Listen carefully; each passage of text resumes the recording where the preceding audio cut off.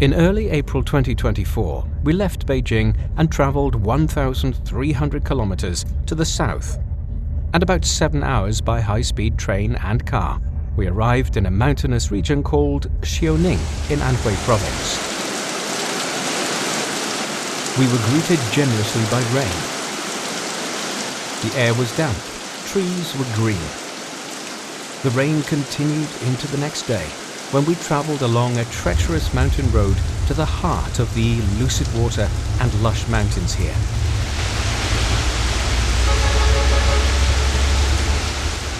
After 2 hours' drive, we arrived in a region called Hechuan, feeling a little bit dizzy when we got out of the car.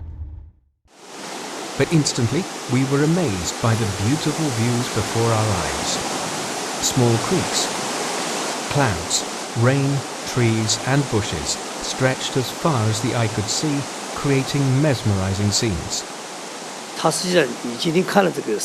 A grey-haired man called Fang Guoqiang greeted us and told us that the greenery coverage in Hechuan amounted to 98%. Fang has been living here for more than 60 years. He said this wonderful natural environment is a result of decades of conservation efforts following a hard soul-searching on the part of himself and his fellow villagers. In the 1980s and 1990s, Chinese people were making intense efforts to pursue economic development and boost income. In Hechuan, Fang Guoqiang and many of his fellow villagers were engaged in logging as a source of income. Fang began cutting trees and selling them for money in 1985 and soon got his first pot of gold.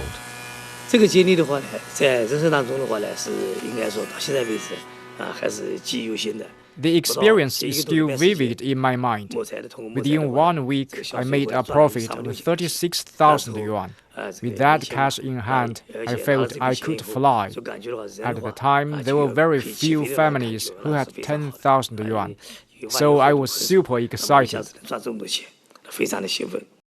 The money Fang made was huge considering the economic level in the 1980s, when most Chinese residents earned less than 1,000 yuan a year. In the ensuing years, Fang accumulated a handsome income from logging. In the late 1990s, he had some 2 million yuan and launched a tea processing factory. But flooding in 1999 forced him back to ground zero. The inundation destroyed all the raw tea leaves and tea products in his factory. Fang Guoqiang recalls that the flooding was unusual, and he sees it as a result of his and his fellow villagers' destructive logging.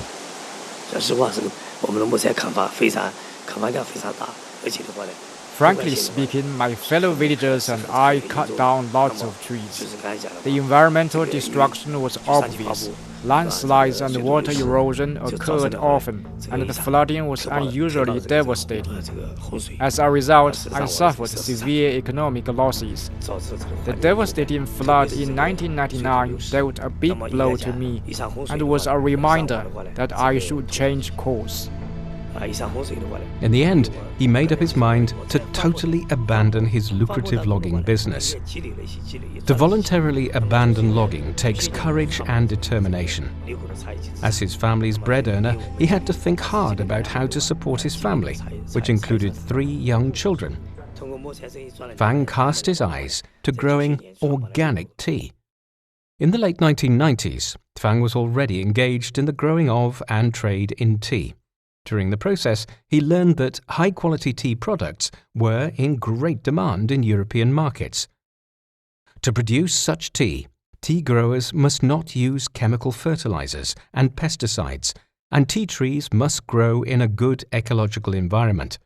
To put it another way, this way of tea growing is green, environmentally friendly, and its end products are deemed organic. The flood in 1999 helped me make up my mind to transform into the business of organic tea. I realized the importance of environmental protection and that I should do something meaningful. I put down my axe and no longer cut down a single tree. After thorough consideration, I found that growing and selling organic tea was the best way for me and my fellow villagers to both increase our incomes and protect the environment. But it's easier said than done. Difficulties abounded. First, Fang Guoqiang trained himself how to grow organic tea. He consulted agricultural experts and learned how to make biological fertilizers, how to use ecologically based pest control measures, and so on. After he mastered the necessary knowledge and skills, he tried to promote awareness of environmental protection among his fellow villagers and pass on to them the skills of growing organic tea. But during this process, he met opposition.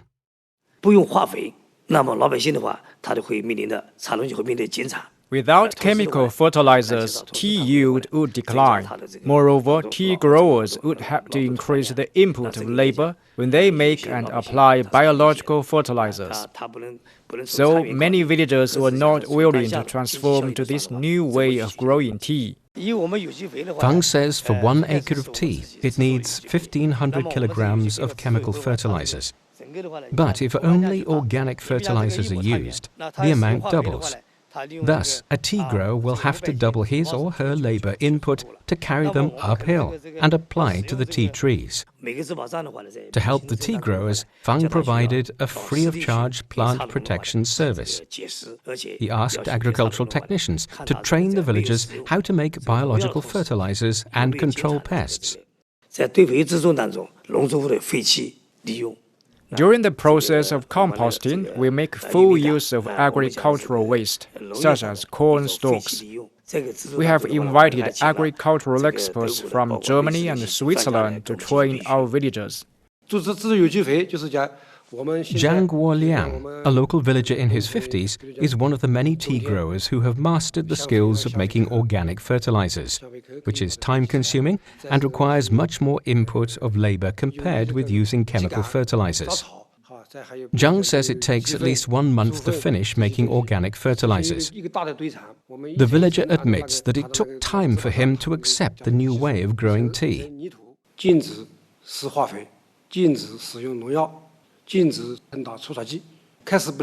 At first, I couldn't accept not using chemical fertilizers, pesticides or herbicides in growing tea. You know, chemical fertilizers are very efficient in helping tea trees produce new leaves. If we only use organic fertilizers made of cattle and poultry manure, the tea leaves grow very slowly. As a result, the yield was not satisfactory. To help villagers like Mr. Zhang, Fang Guoqiang, who has made much money as a tea trader, promised to subsidize them if they suffered a great reduction in tea yields as a result of using no chemical fertilizers and pesticides.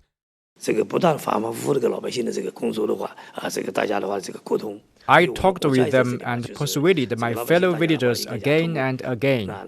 On various occasions, I tried to raise the awareness of the long-term environmental benefits of growing organic tea. As time went by, they gradually understood me. Having lived in the headwater region of the Xin'an River for decades, Fang knows his fellow villagers well and has a deep affinity with them. Once, an old villager brought a batch of tea leaves to sell to him. Fang knew that the tea leaves had been grown with the help of chemical fertilizers. Fang made a surprising move. I accepted his tea leaves and paid him. I did this out of care and concern for the old man, as it was not easy for him to make a living. But I dumped the tea in a creek. Through this move, I intended to show to other villagers that we must be serious about growing tea in a green way. My move produced a good effect. Since then, more and more villagers accepted the idea of environmental protection and chose to grow tea without using chemicals. In 2004, Fang Guoqiang helped establish a cooperative covering 20,000 tea growers, many of whom were previously lumbermen. Under Fang's influence, they also abandoned logging and turned to organic tea production instead.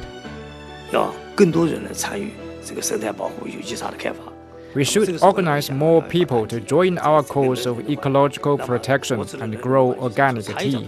So I founded this cooperative to join forces of tea growers, tea processing factories, and tea traders. Fang's cooperative covers more than 1,100 acres of organic tea plantation, scattered across 16 villages. Over the past 20 years, through organic tea growing, the villagers in Fang's tea cooperative have avoided releasing at least 10,000 tons of fertilizers and pesticides into the environment. More importantly, organic tea growing has taught local villagers how to transform their overall farming practice.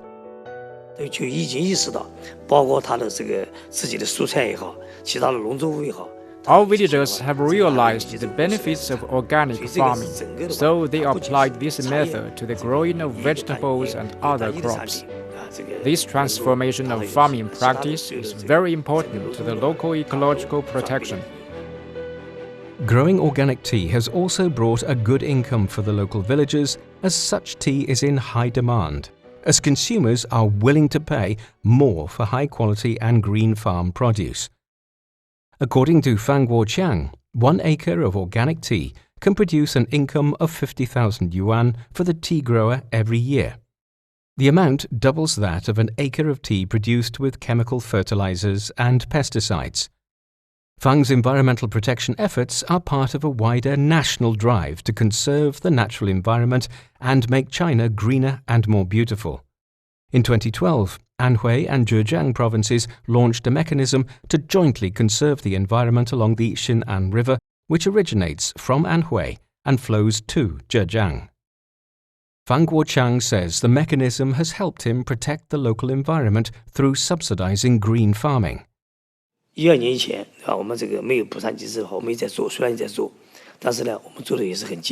Before 2012, it was very difficult for us to both protect the environment and grow organic tea.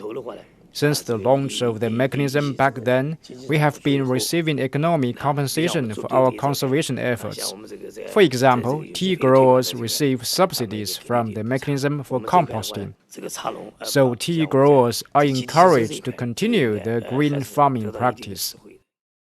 In 2012, Zhejiang and Anhui provinces initiated the first nationwide pilot project for a cross-provincial ecological compensation mechanism along the Xin'an River. The river flows downstream into the artificial Qendao Lake, also known as the Xin'an River Reservoir, a main source of drinking water for Zhejiang and a strategic reservoir for the Yangtze River Delta. In the past decades, environmental degradation due to industrialization, urbanization, and unregulated agriculture upstream has threatened the water quality of the downstream.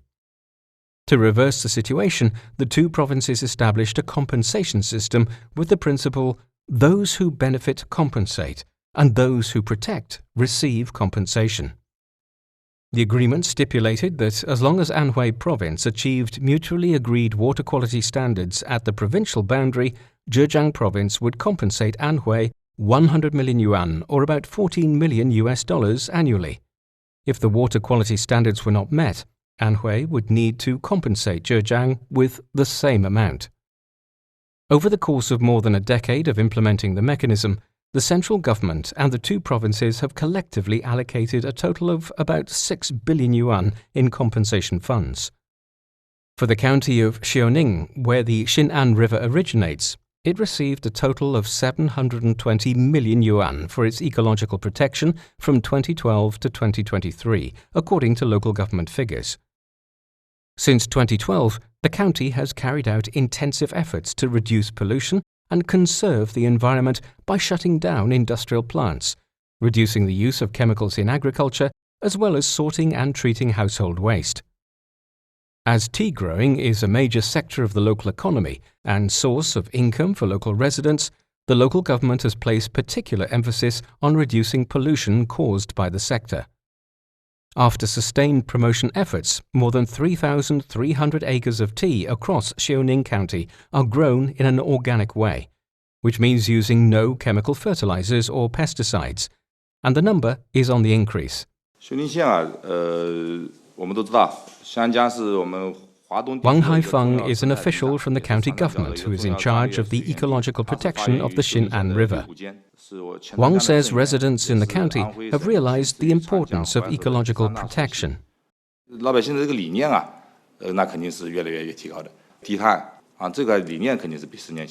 The awareness about ecological protection and low-carbon lifestyle has been on the rise among local people compared with a decade ago. In agriculture, more and more villagers are engaged in organic or green farming. In their daily lives, they have abandoned some bad habits such as littering. Local authorities have initiated a scheme called Ecological Supermarket to help improve villagers' lifestyles and their awareness of environmental protection. In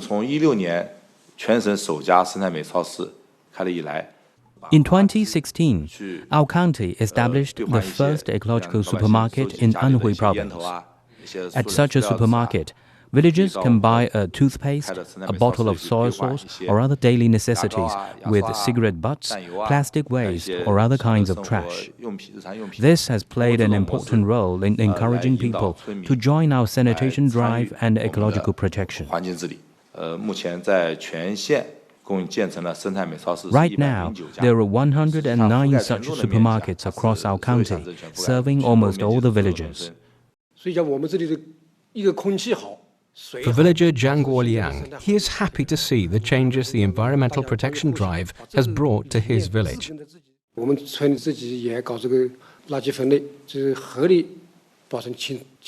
In my village, we have formed the habit of sorting out household garbage and not dumping garbage into the river. Now I believe the idea of ecological conservation has been rooted in the hearts of our fellow villagers and me, and we will continue to do our parts in this regard. To improve sanitation and reduce household waste, Xiaoning County has been pushing for the open-air toilets in villages to be upgraded. Moreover, more than 120 wastewater treatment facilities are serving the villages across the county. For the whole county, the afforestation rate is on the increase year by year. At present, more than 80% of its land is covered by forests. Water quality in the rivers and lakes has reached Grade 2, the second highest quality according to a national standard. Days with excellent or good air quality comprise 97% of the whole days in a year. Local official Wang Haifeng says the county will continue its conservation efforts and push for green farming while trying to improve people's livelihoods.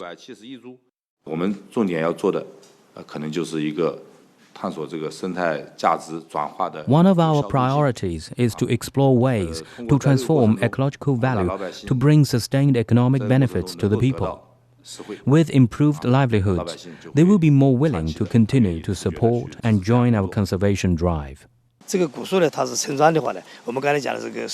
Fang Guoqiang, he is happy to see lush forest and lucid water coming back to his hometown.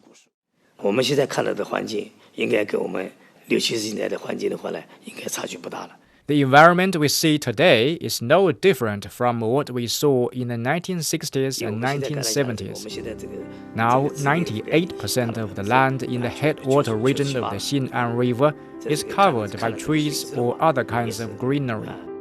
The water quality is also as good as when I was a child. I'm fortunate to see all this. With no doubt, the improvement of the ecological environment in the headwater region has contributed to that in the downstream region. More than a decade ago, the water in the Xin'an River at the provincial boundary between Anhui and Zhejiang was rated Grade 4. Now, the water quality of the Xin'an River has been rated Grade 2 or above.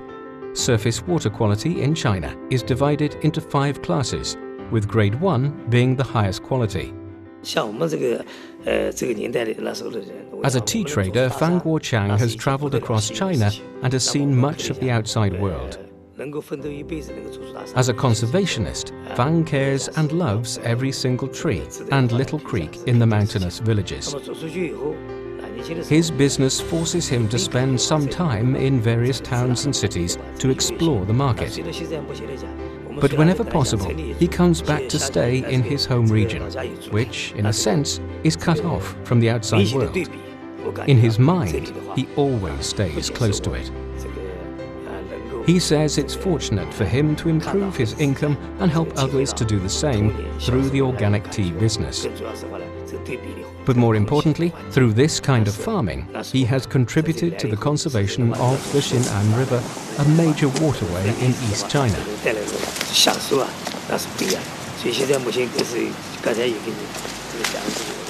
Talking and walking with him, we can feel his care for his hometown's natural environment and his urgency to further improve his work and help the villagers. He speaks fast and walks fast, even on steep, slippery, damp and narrow mountainous roads, as if he is always pressed by time or an emergency. But behind all this is his passion for environmental protection and eagerness to help others. Born in 1961, Fang himself is aged more than 60 years old. Although still energetic and willing to continue his work, Fang is beginning to pass his baton to a new generation. Fang had 3 children who were born in the later 1980s and 1990s. They all had good careers in regions outside Anhui province. Out of respect for their father, they have all come back and are helping him conserve the environment while engaging in the organic tea business.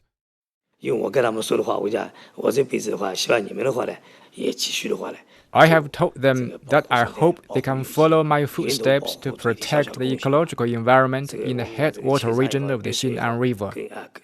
With the efforts of generation after generation, I hope the forests and creeks in this region will become more lush and lucid, and future generations will continue to benefit. In the eyes of his daughter, Fang Guoqiang, Fang Guoqiang is hardworking and an inspiring example for her.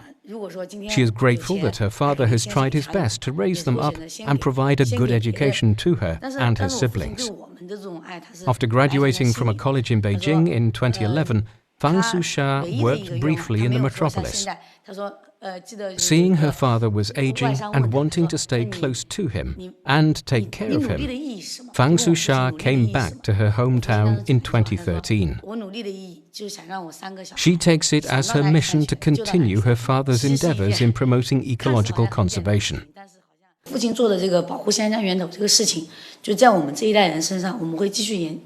I will continue to protect the environment in my generation, following the footsteps of my father. Right now, I am exploring ways to further help local organic tea growers increase their income by promoting the idea of organic food among consumers. With increased income, tea growers in the headwater region of the Xin'an River will be more willing to continue to protect the environment through green farming.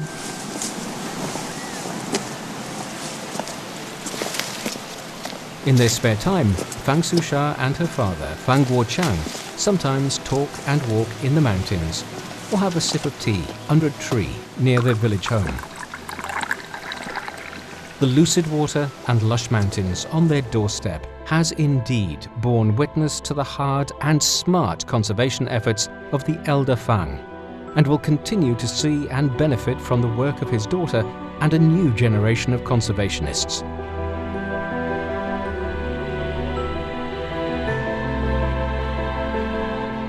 With that, we conclude this edition of Footprints. Thanks for listening.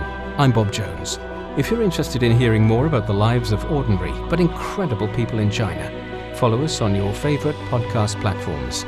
Just key in Footprints and you can find more stories anytime, anywhere. We'll see you next time. Bye for now.